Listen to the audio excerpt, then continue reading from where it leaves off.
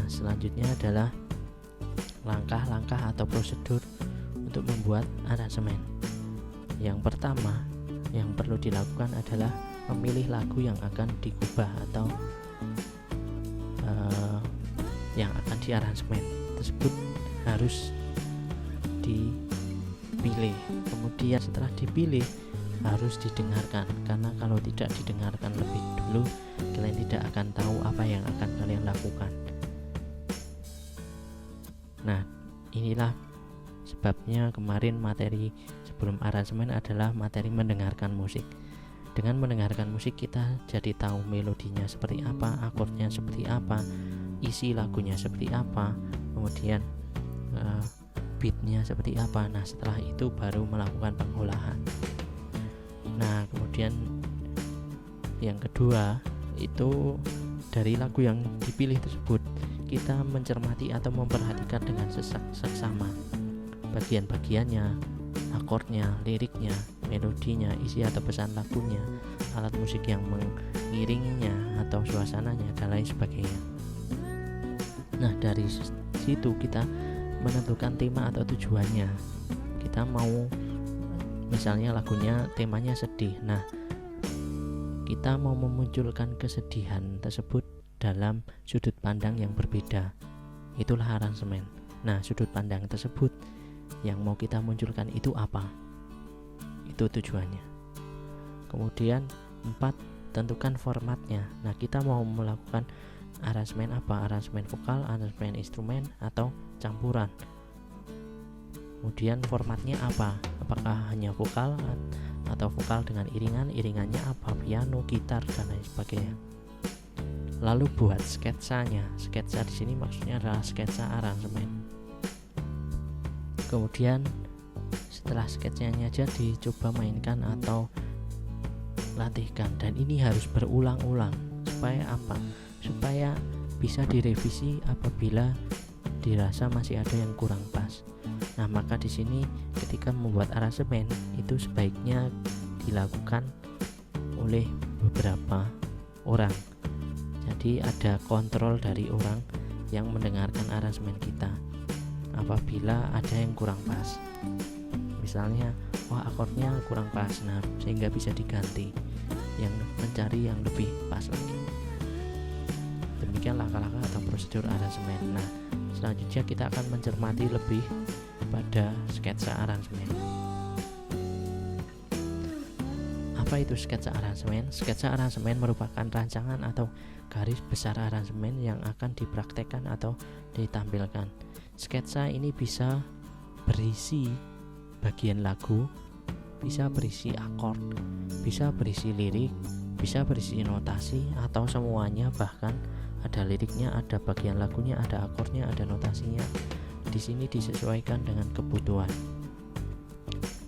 Nah, jadi misalnya kalian mau membuat aransemen lagu, misalnya kalian mendengarkan lagu aslinya, itu urutannya seperti ini. Ini berupa urutan bagian lagu ya. Ketika kalian dengarkan, itu bagian lagunya seperti ini. Kemudian kalian membuat sketsa aransemen, itu kalian misalnya mau mengubah menjadi seperti ini. Jadi misalnya katakanlah intro, kalian tidak akan ubah. Bait 1 kalian juga tidak akan ubah. Nah, pada bagian ref yang pertama baru kalian akan mengubah. Misalnya kalian memilih dengan cara mengubah aransemen ritme. Nah, aransemen ritmenya itu yang mau kalian ubah pada bagian mana, itu dituliskan. Jadi misalnya pada kata-kata ini atau pada nada ini. Kemudian bait 2 kalian mau mengolah melodi. Bait ref kedua kalian mau mengolah ritme dan melodi, dan selanjutnya. Itulah sketsa aransemen. Tidak harus seperti ini, bisa saja hanya dituliskan lirik lagunya, kemudian misalnya pada lirik lagu tersebut misalnya kata-kata tertentu kalian ubah melodinya, atau kata-kata tertentu kalian ubah ritmenya, kemudian diberi tanda. Seperti itu juga bisa. Itu sketsa aransemen. Nah, selanjutnya adalah evaluasi aransemen. Evaluasi aransemen itu sangat diperlukan, bukan untuk mencari kekurangan, tetapi digunakan sebagai penyempurnaan aransemen atau karya agar lebih baik lagi. Ada beberapa sisi atau sudut pandang yang dapat dilihat dalam evaluasi aransemen. Di antaranya, yang pertama, kesesuaian isi lagu dengan aransemen.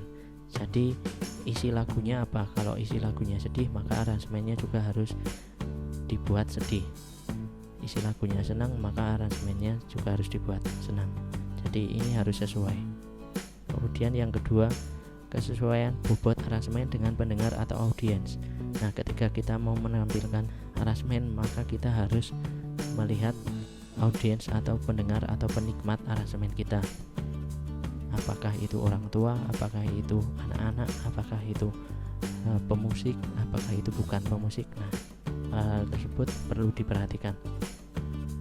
Kemudian yang ketiga, atau yang mungkin di sini adalah yang paling penting, adalah kesesuaian teknik aransemen yang diterapkan atau digunakan.